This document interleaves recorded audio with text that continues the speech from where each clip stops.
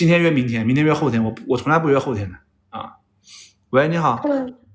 Hello，您好。哎，就是我现在比较迷茫，就是我几年前几年前比较有理想，比较有冲劲嘛。然后我给自己设计的路线的话，就是说是比较明确的。但是因为我后面又过了1年，然后我动了一个手术，那个手术就跟医院存在一些扯皮啊这些，然后就。然后这几年又过得比较，可能就是又过得比较舒服自在吧。然后这几年也就是经历也，可能因为这个中国的这个消费经济，导致我可能你就是很混乱，你能不能直接问问题？我的问题是我现在不知道怎么办。我的问题是，我现在就是属于这几年属于过得比较舒服自在，在赚钱。我不想回答你的任何问题，因为你这东西都听着都根本听不出来你在讲啥，奇奇怪怪的。喂，就一听他说话就没逻辑的人，知道吧？喂，没声音。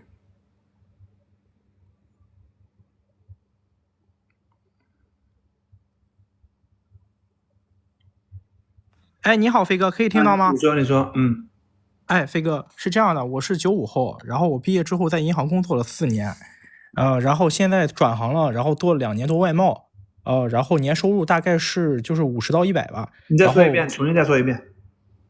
就是我是95后嘛，毕业之后在银行工作了4年，然后现在转行了，然后做外贸行业，然后年收入大概是50到100。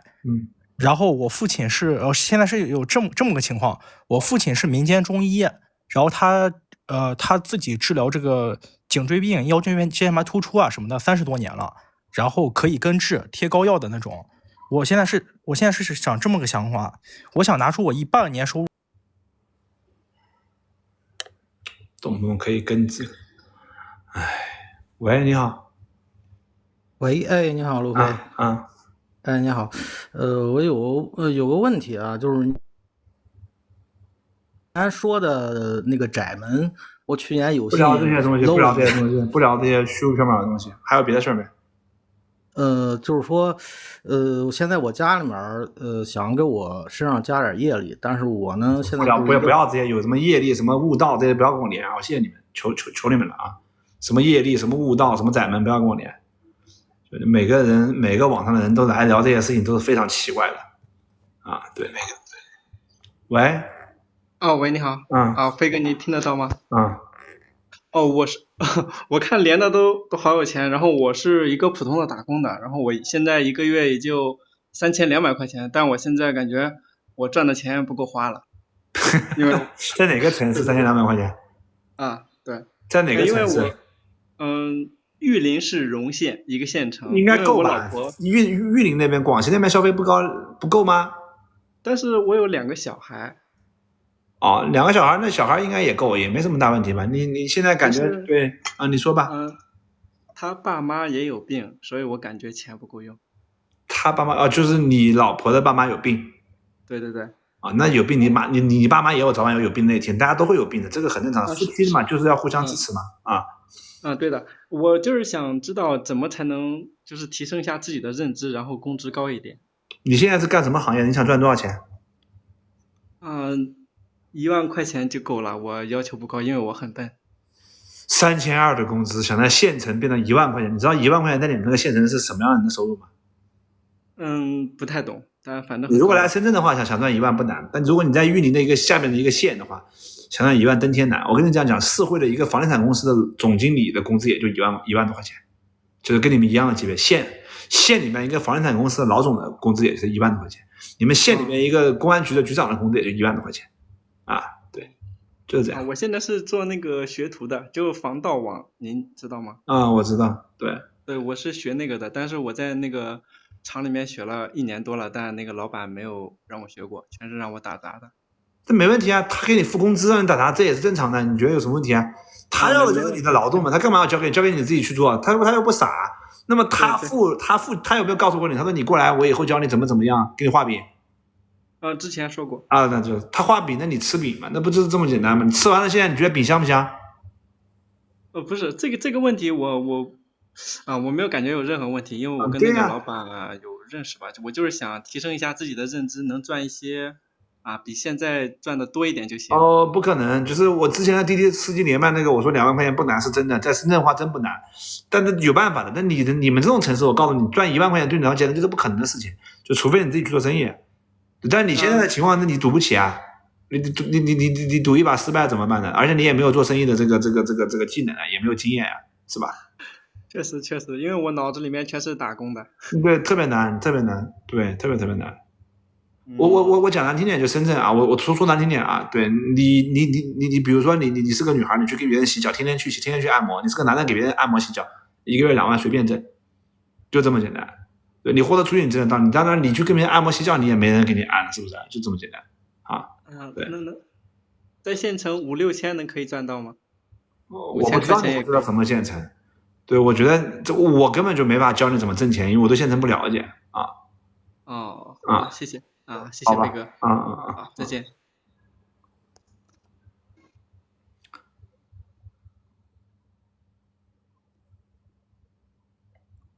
就是我觉得是这样啊，你在深圳在上海，我觉得真的你想挣点钱，你真的你说句难听点啊，你就是做个搬运工，你都比在那边的搬运工的工资高吧，是吧？就人家说一句话很好，我要饭都要去北上广深要啊，你说。Hello， 飞哥，然后我现在是问题，我最近几年在玩极限运动，也不算特别极限那种，但是现在就是被我家里严禁命令不准再玩了。大概意思就是说，你成年没？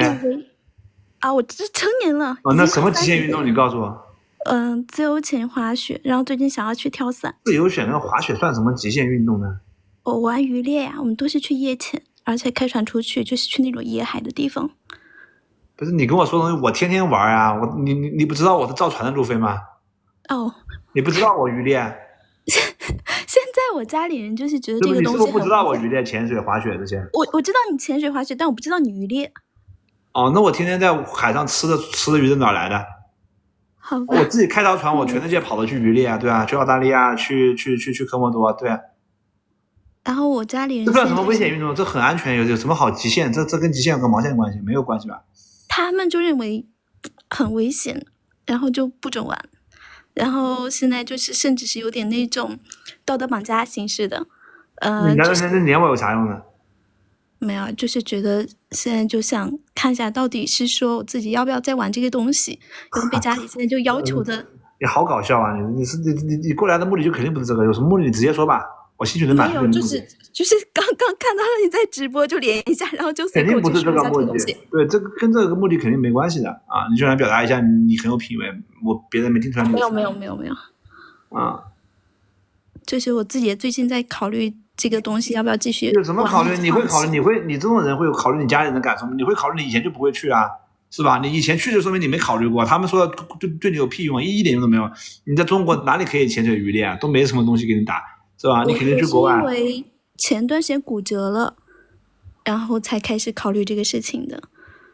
因为这跟家里人的没关系，就是你自己觉得有点危险。我看你没事儿，你等到你骨折好了，你滑又去滑得开心了，你又觉得骨折无所谓了。就这样，好吧。好的。主要的点在于你认为你这个去滑雪、去陪滑、去渔猎是自己是想找帅哥，或者是找这个成功男士，还是想要去赚钱的，还是想要去玩的？应该不会，因为我都是带我自己朋友去玩。只要有这个绝对不会在，那就很简单，那就谁也无法阻止。有这个绝对不会在，那就好。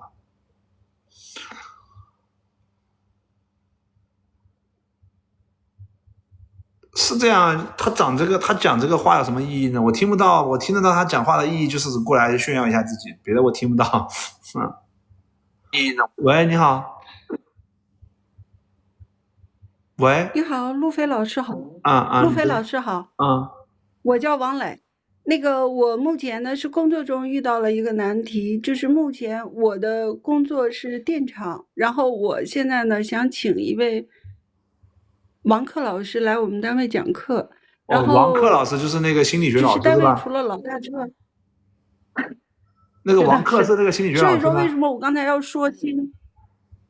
是的，是的，是的，就是为什么我刚才要说到我的行业和老师的名字呢？就是因为领导呢，除了大领导之外，其他的领导都同意他来讲课，但是就大领导目前，我是跟他交流过一次，他给我否了，但是我有点不死心，我还想要去试一下。没有任何必要吧？我觉得第一个，这是王克老师跟我也算是朋友吧。第一个，我们连过麦啊，是网友啊，是。我看他经常在你们群里面，他的学习群里面推荐我的东西啊。我这么跟你说，就是你问他也会这样跟你讲，就是只要是这个大领导不同意，就说明他不想走这种路线啊。那么你想走这种路线呢，是说难听点，我说的比较直接啊，就是你带有一些私心嘛，对吧？我是有一点，但是我自己就是有那个嘛，就是你带有私心这件事情，就是这个事情不通过的最大原因啊，对。我实际上我可以这么讲，我私心不大，因为在这个问题上，你听我讲，这种事情上就是你老板如果是介意私心的老板，你就是哪怕有一丢丢或者你没有，他都可以误会你有，他就不愿意，就这么简单啊。对，你要是让我现在直接这么说言败，我有点不甘。有什么不甘的？那你就问问你那个老师嘛，他会告诉你，说人生遇到挫折是正常的，时机不到呀。那就还得要再接着等。对呀，等他走嘛，是吧？啊，就是这种老师这种东西，我们不能强求。比如说你很喜欢我，或者我们有粉丝很喜欢我，但是不代表别人会喜欢我。他非要跟他老婆说，你一定要看路飞，路飞特别好，没有用的。他觉得路飞是神棍，那他觉得路飞是神棍，那路飞就是神棍，没有办法改变。就每个人的立场特别不一样，所以导致这个世界多姿多彩。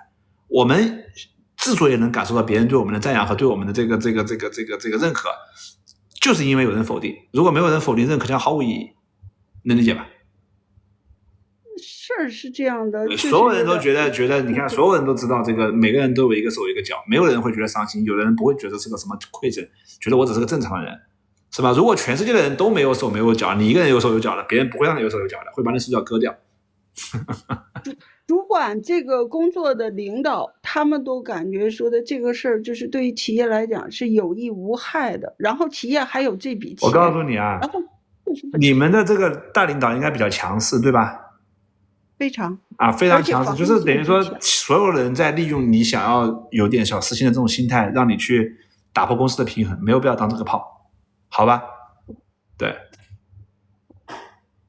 好的，这个谢谢你，那就只能再等合适的机会了。我真的感觉就是我告诉你，我给你讲个例子，你就明白。等到你就比如说你真的有能力把你这个现在的领导举报了，让他做不成领导了，然后完了以后，以前同意你的领导坐上这个位置的时候，他也会反对你。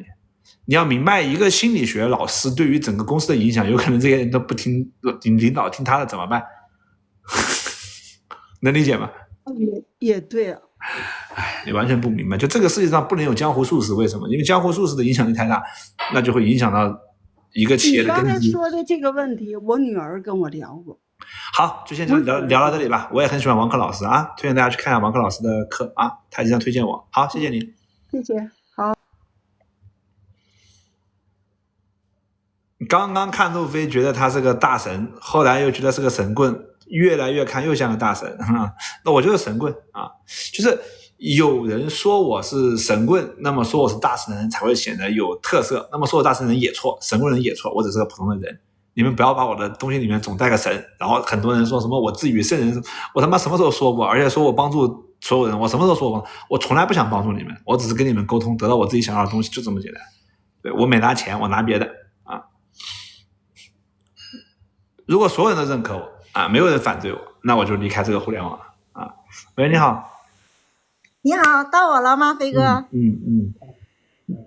好嘞，我是一个开美食汇店的老板，然后是属于休闲小吃，然后的话店里品种很多。他说等一下，哎，那个小龙，你有没有让吉工打电话去问那个租那个店面的事啊？现在赶紧上去问。啊，我要开拉面店啊！啊，你好啊，你说，不跟你聊我忘了。啊，然后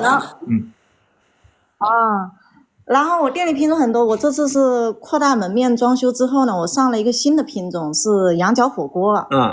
我现在卡在哪呢？就是可能羊角火锅羊蝎子还是羊角？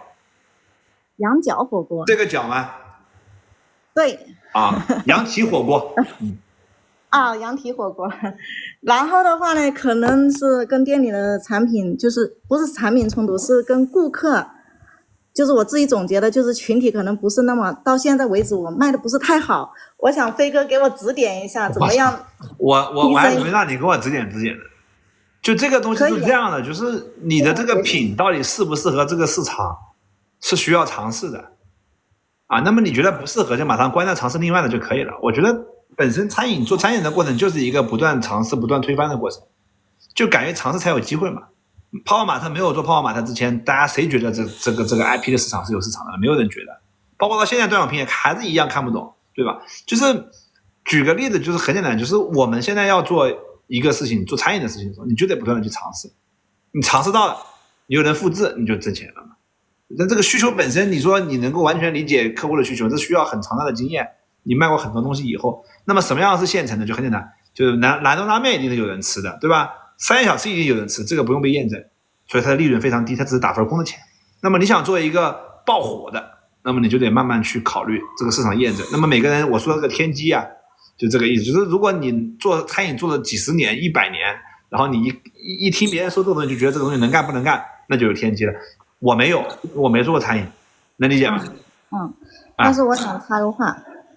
你说，就是我的美休闲小吃在这个县城是开了将近20年，然后的话产品我是逐步的一直在增加，从开始只有酸辣粉和炸串开始，然后慢慢的就是增加了麻辣香锅、麻辣烫，然后我这次就是扩门面之后，我就有点大刀阔斧了，就直接上火锅。我是希望就是说我店里的顾客就是想吃火锅有火锅，想吃饭有饭，然后想吃炸串也有炸串。我跟你这样讲就在我看来，餐饮这件事情，虽然你做了20年，我跟你讲，就小城市的餐饮这件事情，你重点的是要有特色，而不是什么都做。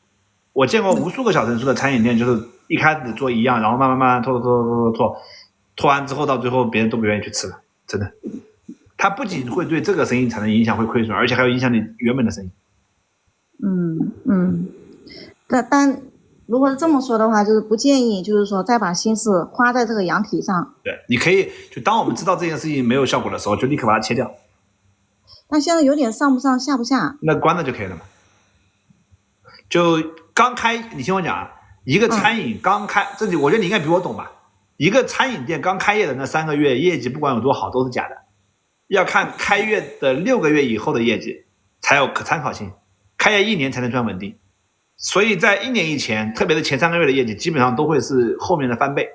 那么如果说你第1个月、第2个月、第3个月勉强能挣钱，不上不下，那代表你后面的一定要亏的。但问题是他现在是有点点就是向上走的趋势。我不是跟你讲了吗？我说前面几个月是最好的。好吧，那我的问题，第一个问题问完了，只能问一个问题。我知道了。好，谢谢飞哥。就这个东西，我觉得每一个店都餐饮店新开的时候都是这样嘛。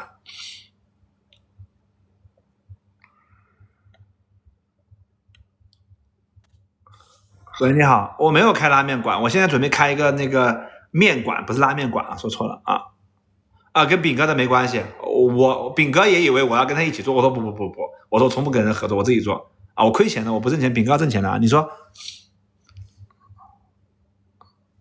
喂，可以听到我说话吗？你说。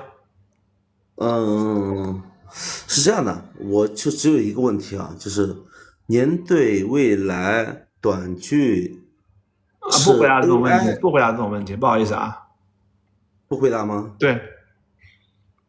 那我可以换个话题吗？可以，你问。这样吧，你对90后的采访的问题都不回答？不采访。你这就是采访。你对90后有什么看法？是采访，我不回答这种问题。采访不回答啊，不回答。那您能回答什么问题呢？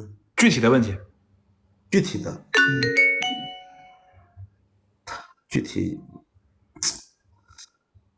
具体我突然间发现我不太知道想问你什么。那就算了呗，那下次好，拜拜。好。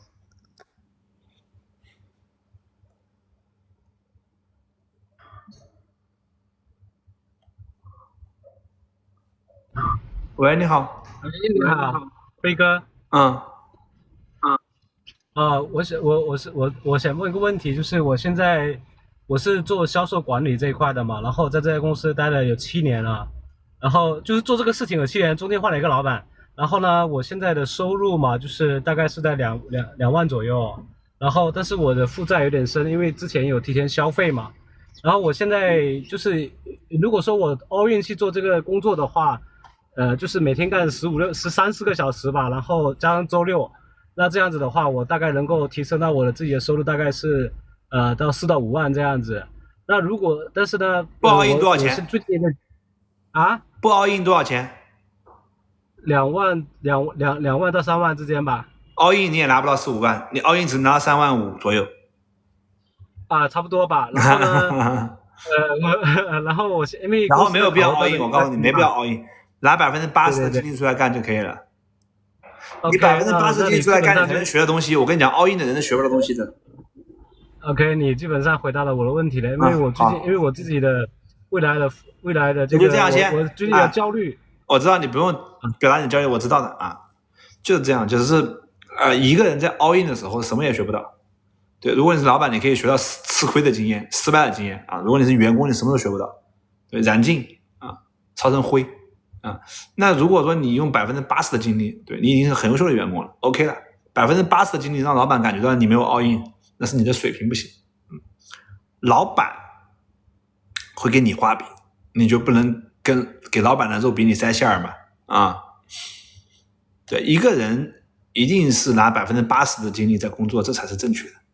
拿100%，这是不正确的。120%的时候，要留到这个我说天权，这个反馈特别强烈的时候用，就会有很好的效果。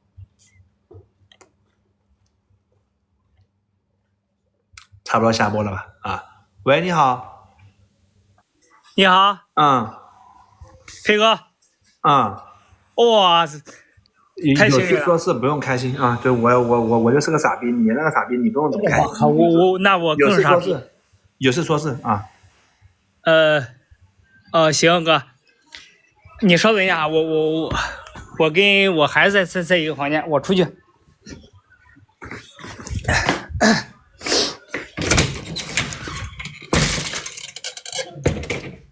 就从他的每一个声音里面听到他的那个内心的躁动。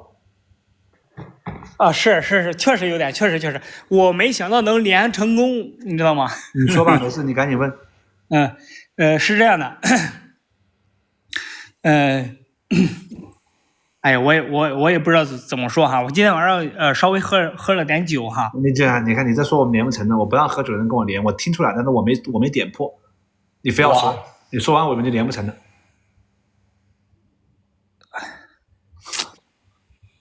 对不起。你说吧，没事，破个例啊，仅此一次。是这样的，我对你，我可以畅所欲言吗？我就是说不可以表达自己观点，你就问问题就可以了，没有别的权利。就问问题是吧？对。是这样的，那我就只问问题哈。我原来赚到一点钱之后嘞。去接触股票嘞，好，彻底跟你没缘分。毛股毛票。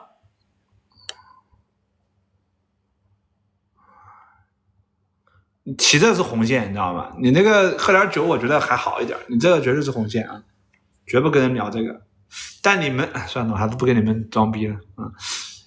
就那天晚上我下了之后，你们知道我去干嘛了是吧？然后完了以后，第2天、第3天连涨2天啊，他们很多人在后台私信我。我觉得这些人是傻了，我希望他一直跌下去。啊，你好，你说。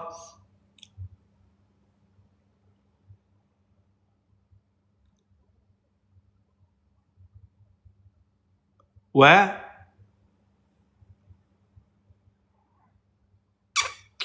好了，我下播了。哎，你好，能听到吗？好，听到。你说。哎，好，抱歉，刚才没开麦。那个飞哥问个问题，就是我现在搞了一个情侣的抖音号，就想问一下，就是粉丝也不多啊，3万粉丝。什么叫情侣的抖音号？就是做情侣内容的抖音号啊，情侣相关内容抖音号，就是想问一下这个，就这种号的话，后面应该往哪个方向走？我不懂，没做过抖音，我就自己的抖音号做得很失败。就是好，对，就是这个问题，就是想问一下，真的不懂，因为我对做抖音号一点经验都没有，我自己的抖音号做得非常失败，实话实说是很失败。明白？那我再问一个问题吧，就是我女朋友有一个抖音号，就是有点就是做的内容的话，就是偏性感一点，然后后面想换一个风格，转型，擦边是吧？可以这样说吧，有一点点。然后涨了粉丝也涨挺多的，但是就不想走这个路线了，想换一个，有推荐的吗？他要换一个是因为你没有安全感吗？不是，是因为没有用，就是骗不了大哥。不是，没想擦边不骗大哥干嘛？你说？不，没有，就是从初中玩这个时候就没有想骗大哥，就想要么接广告啊，或者带货啊都可以。你自己的号是吧？对，自己的号，但这种你自己的号还是你女朋友的号？我女朋友的号，我俩一人一个号。然后你的号是男擦边，他的号女擦边是吧？不是，我的号是我俩做情侣内容，他的号就是有点小擦边这种。就我的号，那你肯定骗不到钱。你都跟他情侣内容，那在网上还怎么？没有，专门吸引绿帽人群是吧？没有想骗钱，就是没有想骗钱，就是意思就是你看，比如玩这个抖音，他粉丝涨的量也很快，就是想做后面做哪个方向呢？就正常一点。我真不知道，因为对我来讲，我到现在为止我没变过现，我都是收的这点礼物也都捐了，所以我真的不知道抖音要怎么变现，逻辑我想不清楚。以后有可能会卖书，但书也不会卖得很贵，所以我觉得也卖书的钱我到时候也会捐掉，所以也不存在什么变现的问题。对我来说，我真不懂。明白。像这种是走接广告的路线好一点呢，还是怎么弄的？我没有，就是我连广告后台我都没见过长啥样。明白。我都没开过广告的权限。对。好的。不好意思啊，不好意思。没事，感谢。好。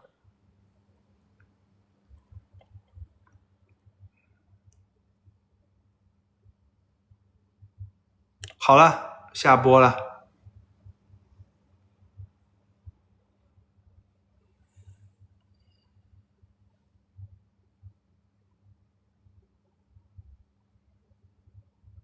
齐工去问了吗？没有。你问他问了没？问他。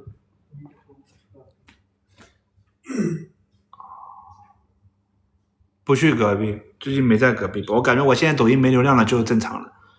一有流量就很爆炸，我特别不想要这个流量。你们看我现在是不是160万粉丝了？差1000啊！最近我不火了，这还好，特别好。我特别怕火太离谱了什么人都来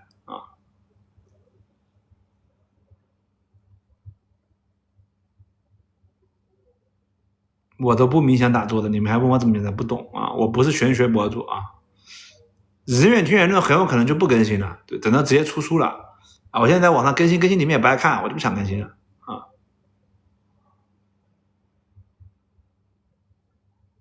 就我真的很不理解他们那些取关的人什么的，就你们不能直接把我拉黑了，要我把你拉黑干嘛？你拉黑我不就完了吗？这些人这是只有嘴巴没有手吗？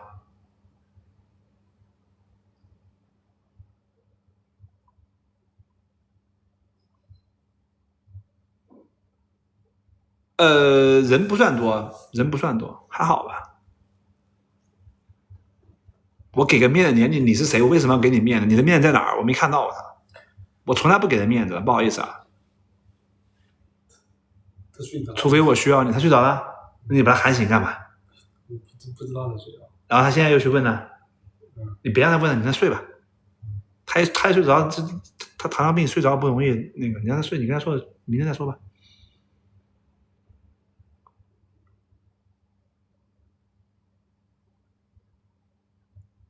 没事，你们等书出来不是刚好吗？是吧？啊，我不是现在卖那个假书的人卖的太疯狂了，我操！那某鱼卖的我操，太疯狂，朋友圈都有卖的，我朋友圈刷到别人在卖我的书，我都不知道那书哪来的，我操！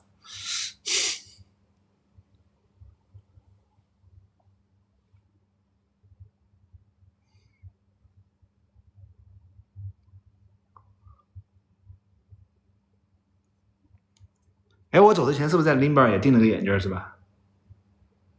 还就是这个，是黑的。黑色的做好了吗？我看看，我再去订一个。哦，没做好，我只订了镜框是吧？镜框还没到，我没有订镜片。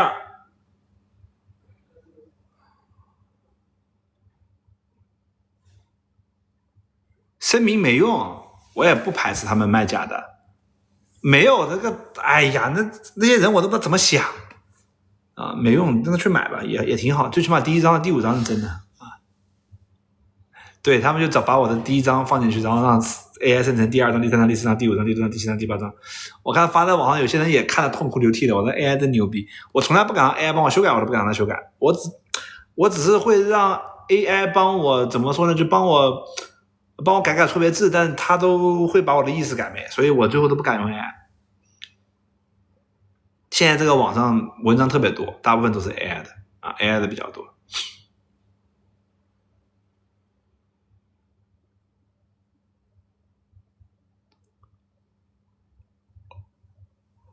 等到我的书然后卖出去之后，我就会把所有的账号都注销了。我书卖5万本吧，我就把所有账号都注销了，以后你们都见不到我了。然后我会时不时在哪里搞个粉丝聚会啊，切片的粉丝来聚会，然后在网上以后没我的号，网上只有我的切片，只有我的这个视频，但没有我的号，我不要号啊。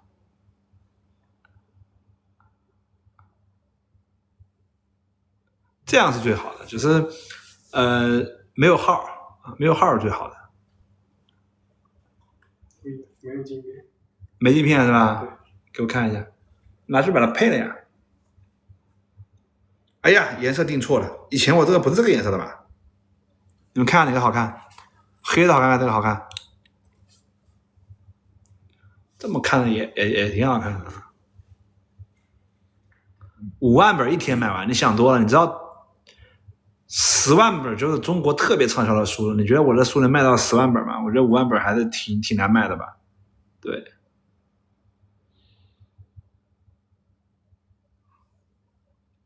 没有，到时候线下连麦不好吗？我搞不好我支个摊在哪个地方，在香港或深圳某个地方支个摊啊，戴个墨镜对。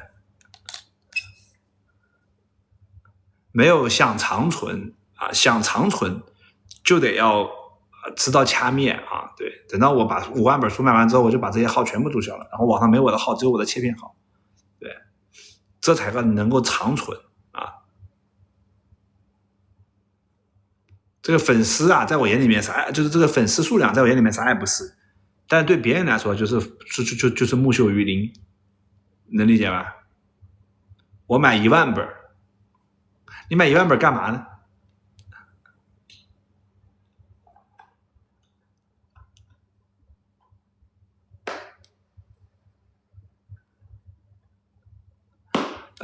退1万不讲啊，我抖音没号，我就当神棍又怎么样？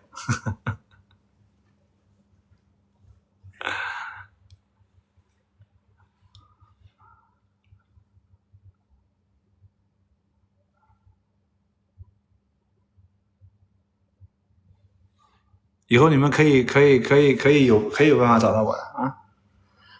好了，以后就是把这个尽量让这个帮我做切片的这个粉丝通过卖这个书能赚点钱，我就觉得心安理得了啊，然后就可以了。走了，拜拜。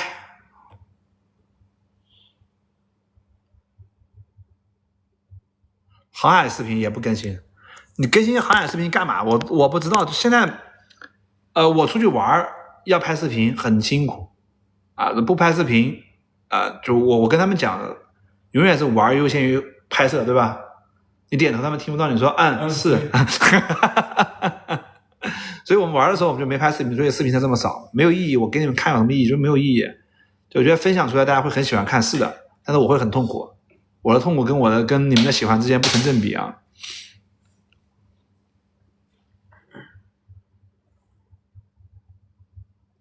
就我的破签名还炒高价了，真的是你们太看得起我了，我就是个傻逼。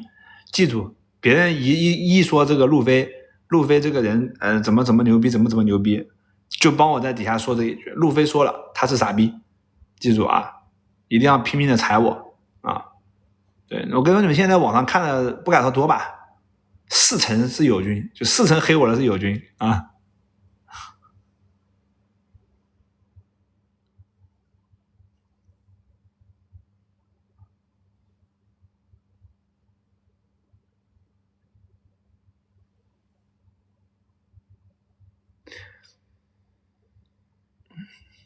我跟你说，那个叫什么？那个江小处，你不是踩我，你是喜欢我，这很离谱，你知道吧？你可以踩我，但你不能喜欢我，你知道吗？啊！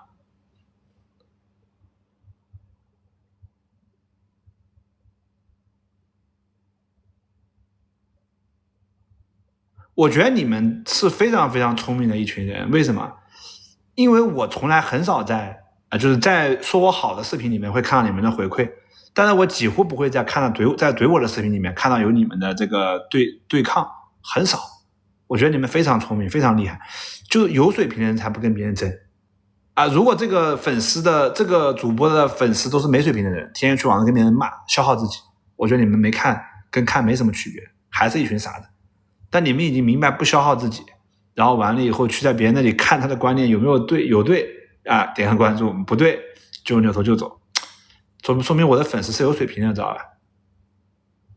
真的，就其实摄影师会怎么觉得？摄影师会觉得啊，你看我们的粉丝他妈的都不跟别人干起来的，都不去为自己的主播争取的。我说如果是为自己主播争取的，那就跟那个卖酒的那个叫什么名字？是不是嘎子还是什么？是不是？那有什么区别呢？没有区别，跟他的粉丝就没有区别了啊！潘长江的嘛，谁的粉丝我忘了。是真的，你们最起码能明白，在网上不要随便去攻击别人，攻击任何人对你来说都是一种很大的伤害。这种伤害是因为你觉得有恃无恐，所以去攻击别人。所以在网上任何人去攻击别人的话，对你自己的伤害都很大，因为你觉得有恃无恐。人进入这种有恃无恐的状态，代价是最大的。你们一定要记住这句话，人千万不能进入有恃无恐的状态。任何时候头顶没利剑都要选把利剑在头顶。你才会懂得敬畏，有敬畏啊才能活，没敬畏的人就离死不远了，能理解吧？为什么我说那个张雪我很佩服他，很牛逼啊，对，但是我认为他的锋芒太盛啊，然后就是对很多东西他现在没有了应有的敬畏，其实在我们这种环境底下是很难的，很快会出问题。就但他出问题，我觉得也很可惜，但我觉得他真的特别牛逼啊。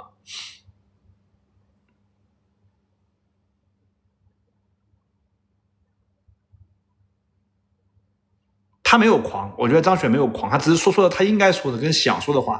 想要干成这样的事情的人，必须得有这种性格。像我这种人是做不出来一个机车能够跑赢，你让我开60码我都不敢开啊！对，我就是个他妈的纯傻逼，就这么简单啊，就是个纯怂蛋。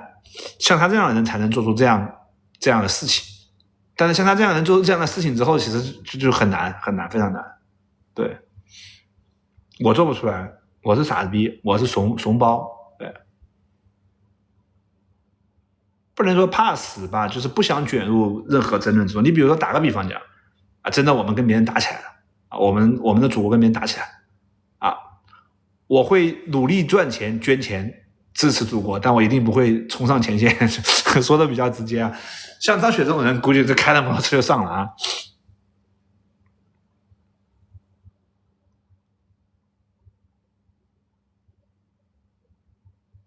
有别人问他说这个有，今天我听阳光说不知道这不是人，别人问他说这个你有没有受到过政府的支持？1毛都没有，这种话怎么能说？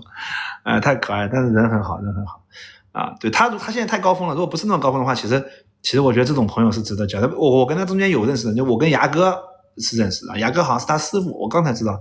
我觉得牙哥也很牛，牙哥现在坐飞机啊，牙哥现在坐飞机，但你看我就比较怂，我从来没想过要坐条船来坐条船。现在这个中国坐游艇的事情，东哥来做，东哥是这个中国的首富来做啊。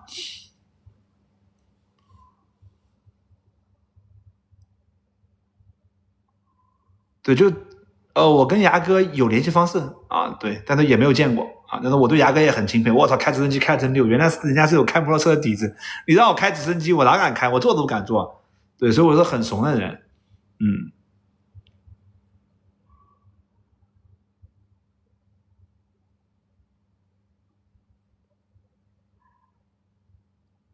我不刮胡子就留着吧，啊，留着吧，留着这个烦恼吧，啊，有胡子挺烦恼的，就留着这个烦恼吧，啊。张雪跟魔哥的那种勇，不是张雪跟魔哥不是一种勇。那我跟你讲，张雪跟魔哥，如果说两个人真的要放一起比的话，我觉得张雪，算了，这种话也不能说，反正我觉得我肯定是更喜欢魔哥的这种勇。他的那种勇里面是有，魔哥的勇里面是特别有脑子的那种勇。魔哥是一个怎么讲呢？就是明白冲的代价，然后去冲的人。张雪是不是我不知道，没有资格评价啊。有创业的人就去看看魔哥啊，对。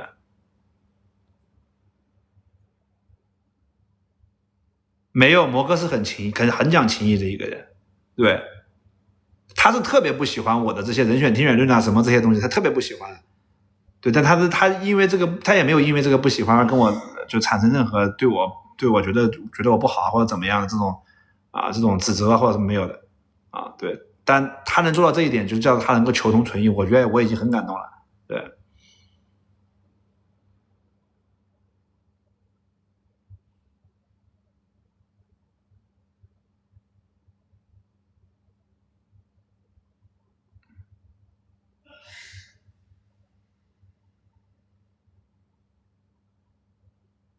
对，刘大魔，对。哦，我靠，他在我直播间哦，不是，吓我一跳，我操，这个叫鲁大烟儿，鲁大蔫。好了，下播了，飞哥移民去哪？移民去香港。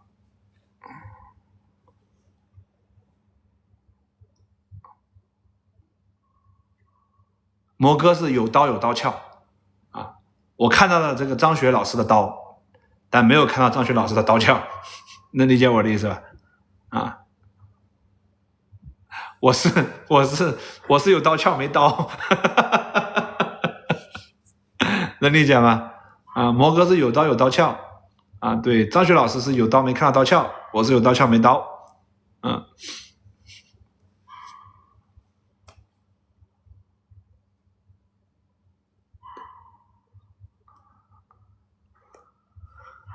那只有只攻不守的人才能攻到极致啊，是吧？其实你看马斯克也是个只攻不守的人呢。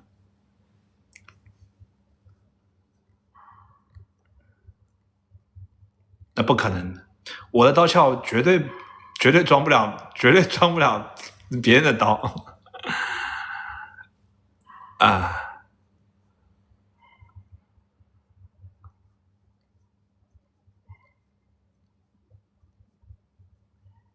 飞哥勇过吗？没有，从来没勇过啊。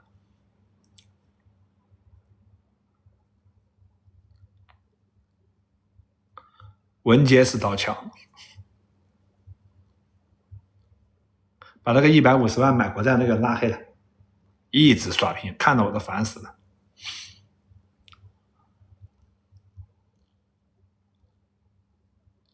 我这个人，第一个挣不到大钱，第二个做不成大事业，所以你们指望说我这个人做成事业，那是这辈子是没有机会的了啊！这辈子没有机会的了，没有机会的了。有人会说飞哥前怕狼后怕虎吗？啊，当然有，我本来就前怕狼后怕虎，对。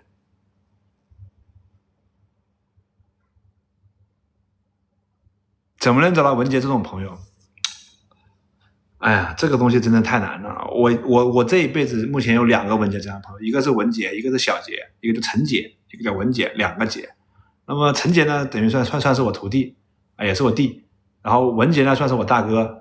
对，那么文杰呢，就发小，12岁开始玩到现在。然后陈杰呢，是从毕业就跟着我，然后现在一直主要帮我做投资啊，就是2个杰，2个都是对钱没感觉的啊。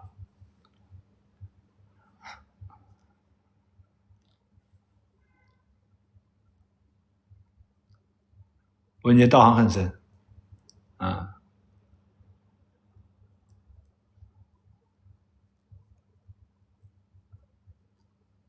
我叫黄姐，叫姐的也太多了，好不好？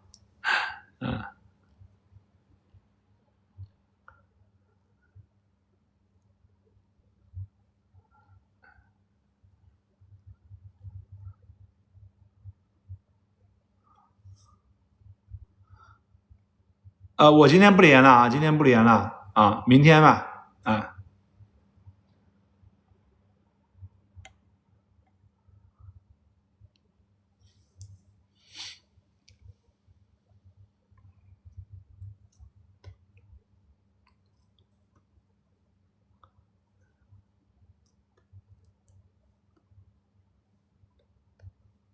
文杰圈里面没有，文杰有老婆的，文杰老婆跟我跟文杰还有文杰老婆都是13岁，应该14岁，文杰跟他老婆认识的，我跟文杰认识是12岁，所以我们3个人在一起玩是14岁的时候，对。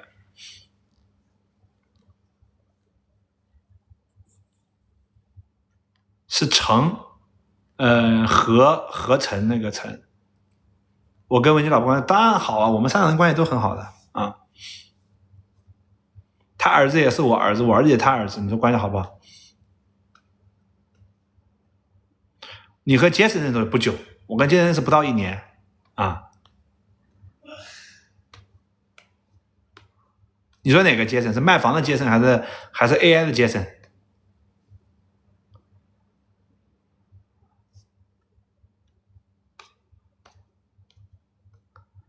就是他的儿子是我干儿子，我的儿子是他干儿子啊。AI 的杰森，AI 杰森不到1年吧，不到1年啊。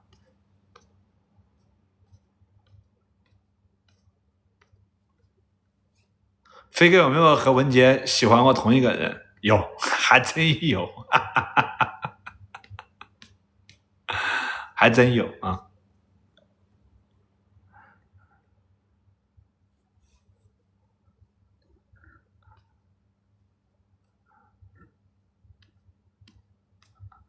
男的女的，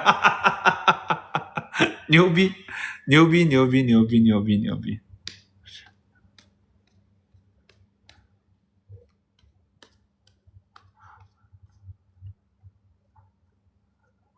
苏姐小龙喜欢啊，当然我也很喜欢。今天我发了个消息给苏姐，苏姐都没回我，我操！我不喜欢文杰老婆。小龙不算徒弟吗？当然不算，小龙只是我的员工，是不是？你别发出那种奇怪的声音。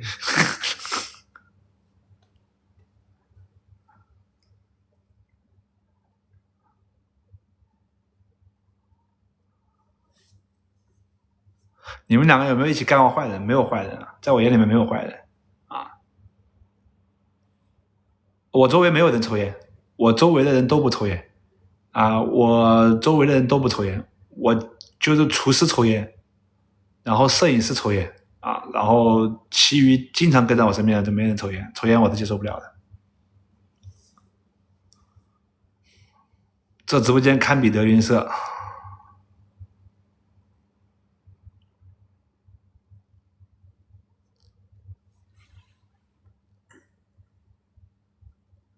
文杰真的把烟戒了，之后从15岁以后，文杰再抽烟都是被我惹得很生气的时候抽烟，气得哭，一边哭一边抽。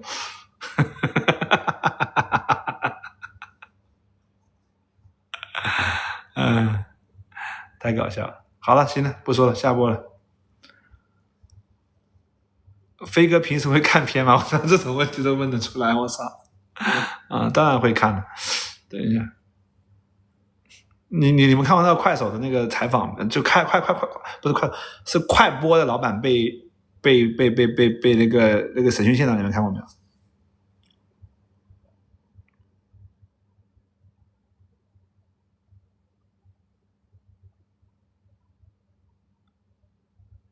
我说看电视剧啊，你们在想什么啊？你们想我被封号是不是？我周围的人基本上啊，掉眼泪都是被我讲的啊，就是我周围的很多人从来都没掉过眼泪的，我就能把他讲到掉眼泪，就是这样。子昂也是，子昂会被我讲到掉眼泪，他自己不会掉眼泪的，也会被我讲掉眼泪啊。我很牛的，我这一张嘴很牛的，我这张嘴扎心，能让我周围的每个人掉眼泪。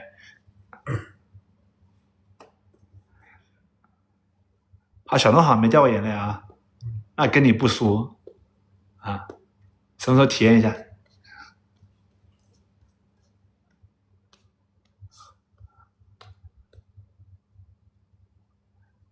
试一试小东，你扎我一下，这个不是刀，这个不是刀。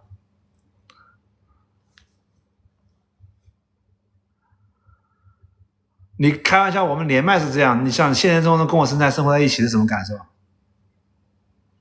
你们不会喜欢的。下次直播气哭小龙，我宣布我将15天不看你，我谢谢你啊！你不要15天不看我，你最好150天不看我。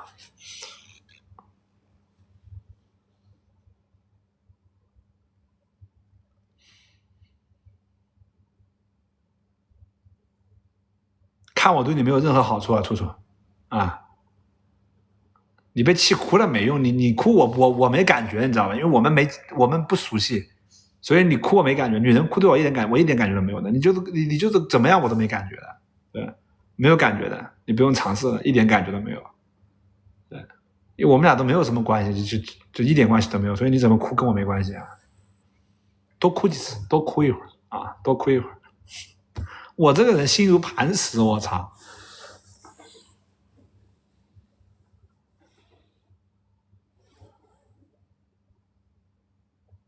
这是一个粉丝，他有点喜欢我，你说跟我有什么关系？是不是？跟我没关系，你知道吧？你粉丝不要喜欢我，粉丝喜欢我是你自己有毛病啊！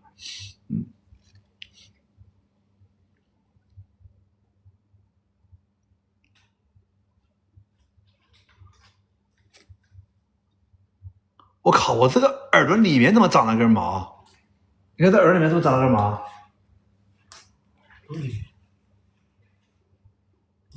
有一根。马上把它剪掉。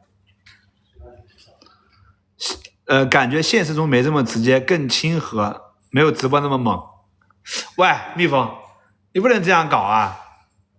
你不能这样搞啊，蜜蜂！你这样搞，我要给你管理员给你取消掉了。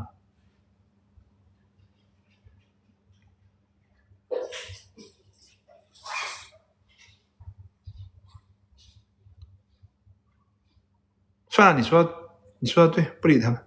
这耳朵里面怎么会长那个毛？哦，你看这个，我还准备扮一下孙悟空，挠挠头。好了，拜拜，下播了。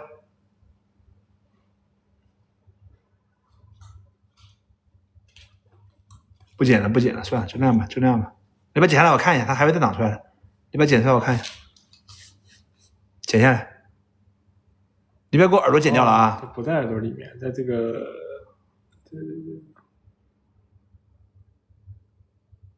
我看一下这个毛是怎么样的，观察一下。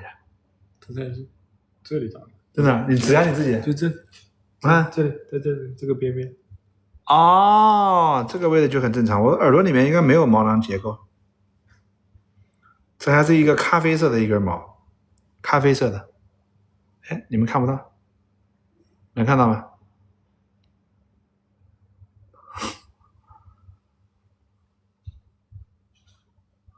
草木出生，卷曲未生。